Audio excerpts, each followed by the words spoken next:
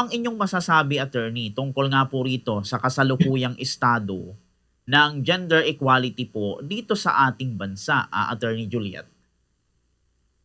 Bongbong Care, maganda ang estado ng Pilipinas sa karapatan ng kababaihan dito sa ating bansa. Lalo na number one ito sa Asia ngayon, Bongbong Care. Alright, alright. So ito, kayo attorney, bilang isang abogado, paano po ninyo nilalabanan yung mga kaso, halimbawa, nung diskriminasyon, laban nga po dito sa mga kababaihan, attorney? Bilang abogado at sa aming opisina dito sa aming law firm, maraming mga kababaihan ang biktima ng VAUSI, lalong-lalo na yung non-support. So, hinihikayat namin na mag-usap yung dalawang panig, yung dating mag-asawa o dating magkasintahan na pag-usapan ang sustento para hindi na sila pumunta ng korte. Pagdating lang ito sa economic support, iba yung may physical abuse na. Bongbong Care. Alright. Kung kayo attorney yung tatanungin para po sa inyo ano po yung yung sa tingin niyo attorney pangunahing hadlang kung sa pagtataguyod po ng gender equality po dito sa ating bansa? Attorney Juliet. Okay. Isa sa mga hadlang, Bongbong Care, ay yung cultural stereotype dahil nung sinaunang panahon, marami talagang mga biktima na kababaihan sa mga physical abuse. Pero ngayon nga, dahil number one sa Asia ang Pilipinas, malaki ang pagbabago ngayon sa estado ng Pilipinas pagdating sa gender equality. So, ibig sabihin, maraming mga opportunities na binibigay sa mga kababaihan. Opo. Ito, maisingit ko attorney na katanungan. Ito, total nabanggit nyo po itong cultural stereotype. Kayo attorney, bilang isang abogado ulit and bilang isang babae, ano yung napipil nyo attorney pagka yung isang kababaihan nakakaranas po ng ganito? Halimbawa, uy, wag kang magtrabaho kasi babae ka. Minsan yung iba, babae ka lang. Mayroong mga ganun eh. Ano ang napipil nyo doon, attorney? Attorney Juliet.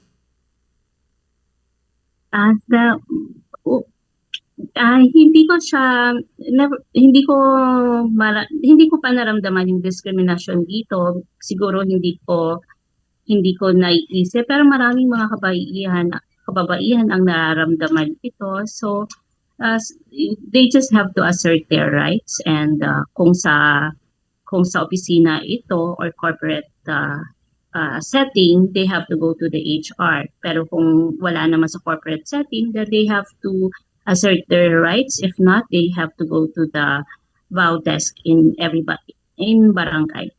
Bongbong Care. Alright. Sa panig nyo ulit, attorney, paano nyo ba, attorney, parang pinoprotektahan po yung mga karapatan po ng mga kababaihan sa mga kaso po ng karahasan, Attorney Juliet? Okay. Sa mga kaso ng karahasan, meron tayong RA 9262 or Anti-Violence Against Women and Children. So, pwede nating gabayan ang mga babae na binubugbog. Tapos, sa mga babae naman na gusto ng support, yung bukas ang opisina namin para kami ay gumawa ng agreement sa mag-asawa o dating magkasintahan para sa monthly support. Bongbong Care. Alright. Ito, sunod kong katanungan, attorney. Sa tingin nyo po, o sa inyo pong overview, ano ba yung mga pinakamahalaga siguro, attorney, na issue sa gender equality na dapat talagang pagtuunan ng pansin ng kayo po, ng mga abogado o ng iba pong mga stakeholders dito po sa lipunan, Attorney Juliet?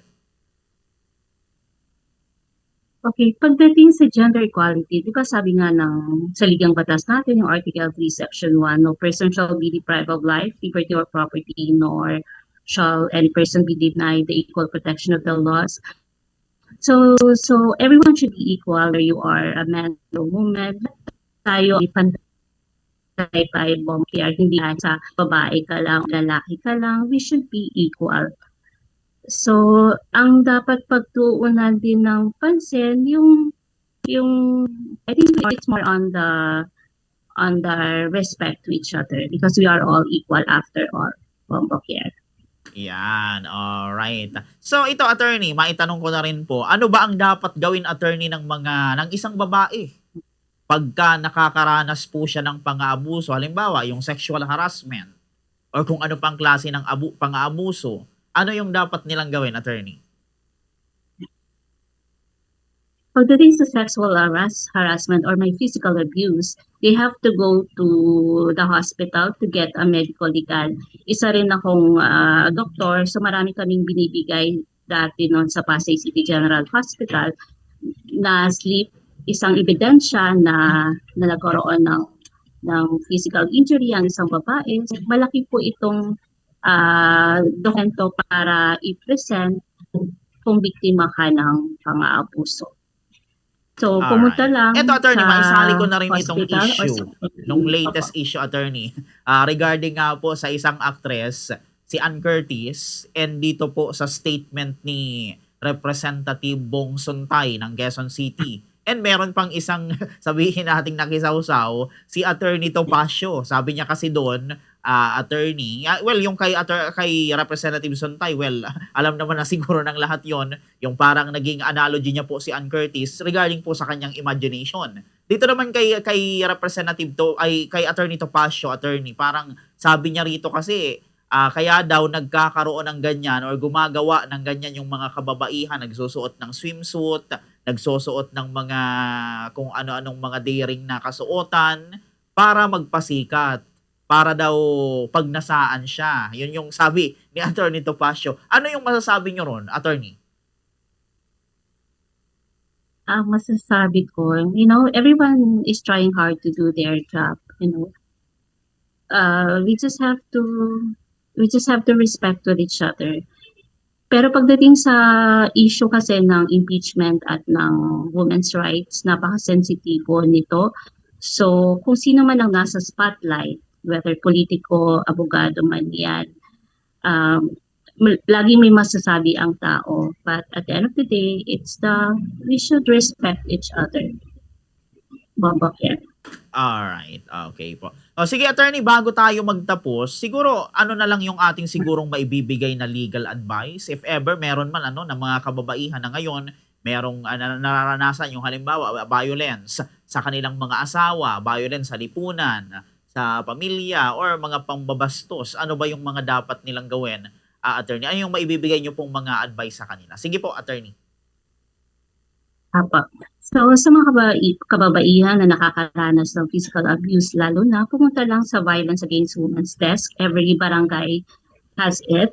So, at kung hindi talaga maiwasan, pumunta sa police station din, kukuha din ng investigation form about the violence. And sabi ko nga, pumunta rin sa doctor para kumuha ng medical legal document. It will be an evidence for you to file a case with the prosecutor's office. Bombo care.